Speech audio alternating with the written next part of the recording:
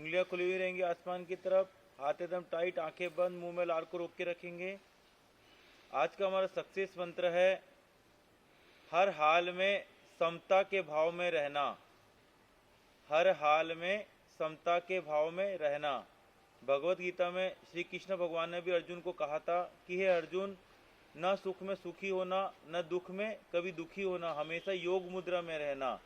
योग मुद्रा का मतलब होता है हमेशा समता भाव में रहना, सम भाव में रहना। वो क्यों रहना, उसको आज हम थोड़ा सा साइंटिफिकली समझेंगे। हमारे अंदर दो ही भाव पैदा होते हैं, या फिर सुख के या फिर दुख के।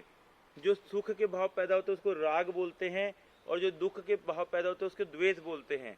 या तो हम राग पैदा करते हैं या हम द्वेष पैदा करते हैं।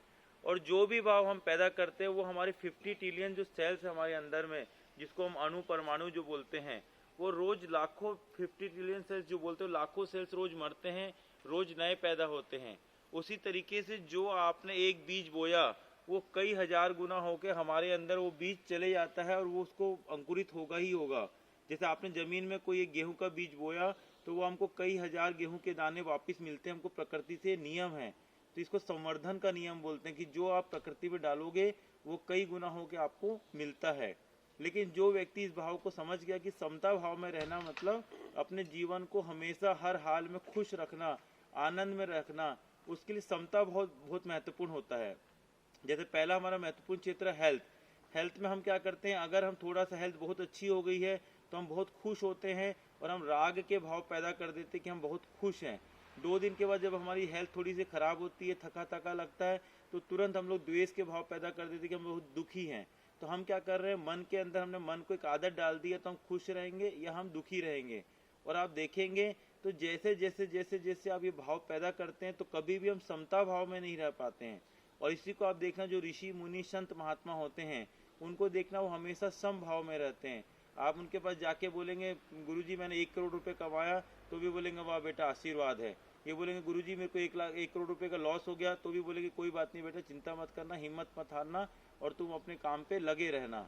लेकिन ना तो आपके सुख में होके ना हंसते हैं, ना ही वो दुख में कभी रोते हैं। वो हमेशा सिर्फ आपके कल्याण की प्रार्थना करते हैं, मंगल की प्रार्थना करते हैं। वही सेम चीज हमको करना है। हमारे जीवन में चाहे सुख हो चाहे दुख हो, ना हमको राग पैदा करना है, ना ही हमको द्वेष पैदा करना है। दूसरा हमारे फैमिली का मैटर आता है। फैमिली में हमने देखा होगा कई बार हमारे परिवार के सामंजस्य बहुत अच्छा होता है तो हम लोग इतने खुश हो जाते हैं कि हम लोग राग पैदा कर देते हैं। और कई बार किसी एक मेंबर से हमारी नहीं पड़ती तो हमको सोच सोच के उसके बारे में उल्टा पुल्टा बोल के हम लोग द्वेष पैदा कर लेते हैं, द्वेष के संस्कार पैदा कर लेते हैं। और वो कई गुना होके हमारे अंदर फिर वापस वही संस्कार वापस आते हैं। और आज एक मेंबर से नहीं पड़ती, कल हमारे दूसरे मेंबर से नहीं पड़ती, परसों दोस्तों से नहीं पड़ती, चौथे दिन रिश्तेदारों से नहीं पड़ती है हमारी। और आपको समझ में नहीं आता है क्यों हो रहा है, क्योंकि हमने राग और द्वेष के जब तक नए संस्कार हम पैदा करना बंद नहीं करेंगे, जब तक वो सर्कल चलता रहेगा, वो संवर्धन होते रहेगा। और ऐसे ही हम हमेशा कभी सुखी कभी दुखी होते ही रहेंगे। बोलते हैं कभी खुशी कभी गम। ये ऐसा कोई जरूरी नहीं है कि आपके जीवन में कभी खुशी हो कभी गम हो। आप समता भाव में रहना शुरू कर देंगे तो हमेशा आप सम भाव में रहेंगे। ना आपको दुख का असर होगा ना आपको सुख का असर होगा, आप हमेशा शांत चित्त अवस्था में रहेंगे। वैसे ही बिजनेस में होता है, कई बार हमने बिजनेस में बहुत अच्छा पैसा कमा लिया तो हम लोग इतराना शुरू कर देते हैं कि हम तो करोड़पति बन गए हैं। और कई बार थोड़ा सा लॉस हो जाता है, काम धंधा थोड़ा सा मंदा हो जाता है तो हम लोग दुखी हो जाते हैं। तो हमने क्या किया, राग और द्वेष पैदा करना शुरू कर दिया। वही अंदर में हमारे नेचर बन गया है और नेचर के हिसाब से हम लोग राग और द्वेष पैदा करते जा रहे हैं बार बार, और वही हमारे जीवन में रिपीट हो रहा है। वैसे निस्वार्थ सेवा है। निस्वार्थ सेवा अगर हम निस्वार्थ सेवा सही में करते हैं तो हमको कभी तारीफ की भूख नहीं होती कि कोई हमारी तारीफ करेगा, कोई हमारे लिए तालियां बजाएगा।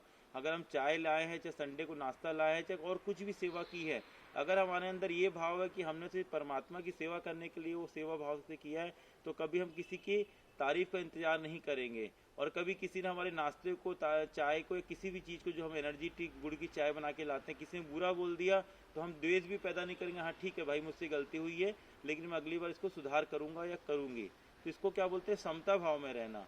इसलिए आज का जो सूत्र है, हमेशा अगर आपको जीवन में हमेशा सुख व्यतीत करना है, जिसको सुख मतलब शांत चित्त अवस्था में रहना है, तो आपको समता में रहने की आदत डालनी पड़ेगी। ना आपको सुख में ज़्यादा सुखी होना है, न दुख में दुखी होना, न राग पैदा करना है, न द्वेष पैदा करना है। अगर आप समता भाव में रहेंगे तो आपका जीवन सुखी बनेगा और 100% सुखी बनेगा।